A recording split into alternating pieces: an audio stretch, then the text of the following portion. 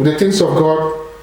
Because when there's hope, God will bring courage in us, and our future will be focused, and we'll be moving forward in life with the guidance and the teaching and the direction of God in Jesus' name. Amen. My dear brethren, when we are ready, we see that we will be ready to endure. The Bible says weeping is for a night and joy cometh in the morning. When we are ready to endure the hardship, when we are ready to endure and avoid temptation, knowing that the best is yet to come, then we are ready for the future that God is preparing for us. My dear brethren, as believers of the world, as people who are ready for the word of God, let us not be discouraged. Let us, as believers, focus on sowing the seed of the word of God upon our life. The world will tell you that it is waste of time. The world will make you to realize, and they will tell you that you giving your life to Christ, you are not going to enjoy the things of life. As Christians and in Christianity, we have to understand that we cannot lose anything, but we will benefit, and those who are not in Christ will be the losers. Don't mind because you see maybe somebody,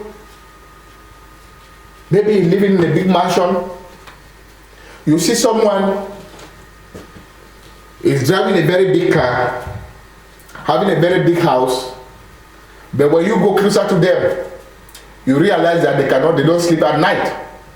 While you are sleeping on your bed comfortably, they have a big bed made of gold, but they are sleeping on the floor. Why are they sleeping on the floor? Because of where they find themselves. The joy that you have is lacking in them. The love that you share is lacking in them. The problems that they are going through, you are cleared out of those problems, out of those situations. So don't look at the world. Don't look at the things of the world and think that they are fine. If you want to see tomorrow, as you listen to this word or after the service, send and look at a friend, somebody that you know very well. They are wealthy, they are having a good job, having money, having everything, having good positions, but they are not happy. Some will be looking for a child they don't have, to come and make use of the money, to inherit what they have. Then maybe you don't have, but you have about 10 children. Maybe they are looking for a job, they have a job, but they don't have a job, they don't have joy in the job. Then you have a small job that is capable of sustaining you, and you are happy. So these are the things of the world. These are the things of wisdom. It is not about how much you amass. It is not how much possession that you have that will take you away from the presence of God. I don't say everyone that has possession is not focused on the things of God. No. But majority.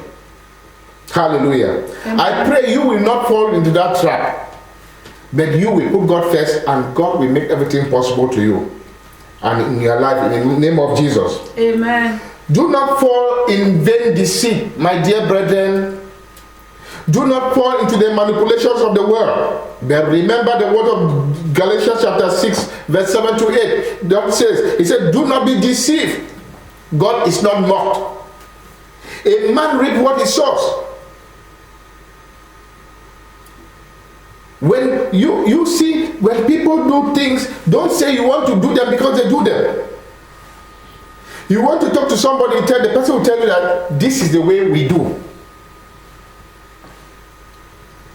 I spoke to a friend the other day about application for somebody that I know in an institution. The person told me, oh, you know what? The situation here is you have to give this, you have to give this, you have to give this, you have to give that before the person is being admitted. I asked, is that a procedure? He said, yes. Is that what is in the constitution? He said, no. Is that what the law says? He said, no. He said, but that is the way we function, and there's nobody who can change it. So you see, man has set a different way. Man has put different structures that are corrupt. And when you allow yourself to be yoked, to be deceived, to fall in that trap, then you know you reap what you sow. Hallelujah. Amen. The one who sow to please his sinful nature through corruption, we reap corruption and we reap destruction. But when you sow to please the Spirit, that you ask yourself, this thing I want to do, is it right? Is this healthy? Then you realize that you are on the right track or you're on the wrong track. Let us not always follow the crowd. Don't always follow the crowd. This is the way they do it. And that's why many people fall in that trap. You have to set yourself apart. Create a distinction. Allow the Lord to minister to you. Allow your spirit to click to God for Him to tell you whether what you want to do is right or wrong. But when you follow the population, the group tell you this is the way we are going, and you follow, they will pull you to your doom. They will pull you to the destruction. But you see, and if you have the Spirit of God in you, He will guide you, and you will not be you will not be a victim, and you will not be victimized in Jesus' name. Amen. I come to encourage someone. Do not be despair. Do good. For in due time, you will reap the harvest. If you do not give up, whatever you are going through today, whatever situation you are going through today, do not give up. Do good to your family and to family of believers. Be genuine in what you are doing. Worship the Lord in spirit and in truth. For the rupture is close. Rupture is close, my dear brothers and sisters in Christ. Give your heart, give your time to God, and do not pretend. Do not pretend. Son of God, give your heart to God. Hallelujah. Amen. Brethren, what character are you planting?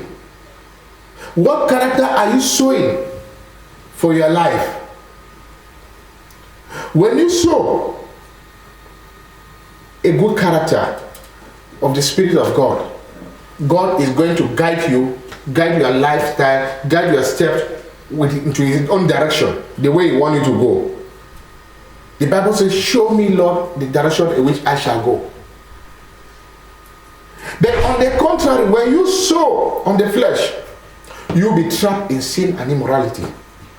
Galatians chapter 5 verse 16, the Bible says that. It says, walk in the Spirit, and you will not fulfill the lust of the flesh. Walk in the Spirit, and you will not fulfill the lust of the flesh. God has given us the spirit of fear. Has not given us the spirit of fear, but He has given us the truth. He has given us the power. He has given us love. He has given us the spirit of sound mind.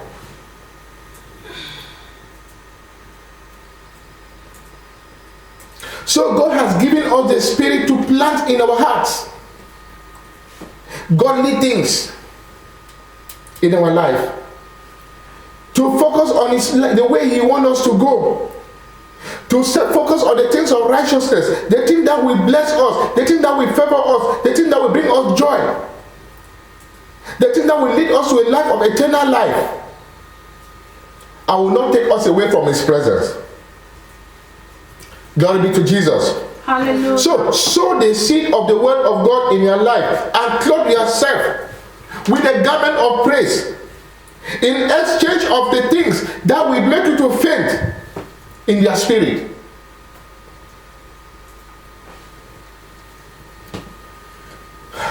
Let us always remember that our creation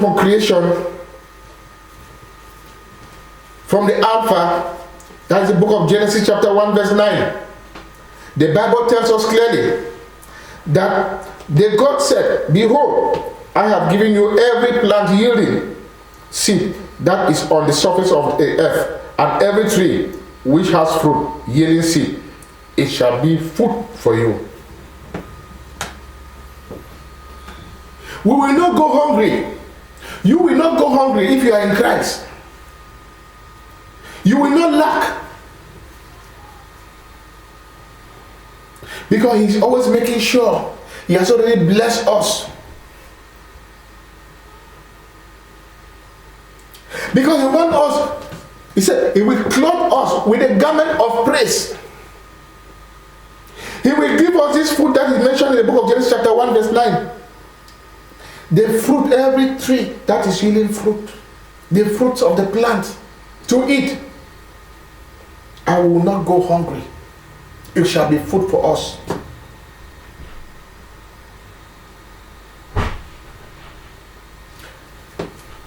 So when you are lacking, it's because you don't have faith. Your faith is so small.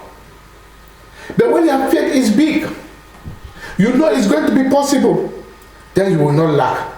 I pray we will understand this word and we will change and we move forward in the name of Jesus. Amen. You are blessed, my dear brethren, and you will not lack. For the blessings of God cannot be cut short in your life. God has promised, and when God promised, it shall come to pass. When you plant into His presence, He is in charge. His splendor will awaken your soul. God's presence in your life will bring you healing. God's presence in your life will bring you healing from sickness. God's presence in your life will bring breakthrough into your life. God's favor in the presence in your life will bring you favor. Everywhere you go, the favor of the Lord will follow you. God's presence in your life will take you away from the things that distract you, and will pave their way, will shape your life, will give you godly character, will direct your steps the way you go, so that you'll be moving clearly, closer and directly on the right path to the way of righteousness and the way of eternity. Hallelujah. Amen. So let us permit ourselves to feel the Spirit of God all the days of our life, and our life will be shining with the light of God. And when the light of God is shining upon our life, we know God is in control. My dear brethren, let us never forget, do not forget that we are covenanted with God, who is our Creator. Let us not forget that being in covenant with God, He keeps us safe. He guides us, He gives us the power. And He wants us to live the way He wants us to live. And He wants us to plant His word upon our life. Let His word be planted in our life and in our heart. And we have to operate under the guidance of the power of God. God is our Father. If we look at our father of faith, Abraham, we realize that he was a man of faith. He was a man of faith. He was faithful. Because of he was living in faith, he had hope. Because of the ordinances of the commandments of God.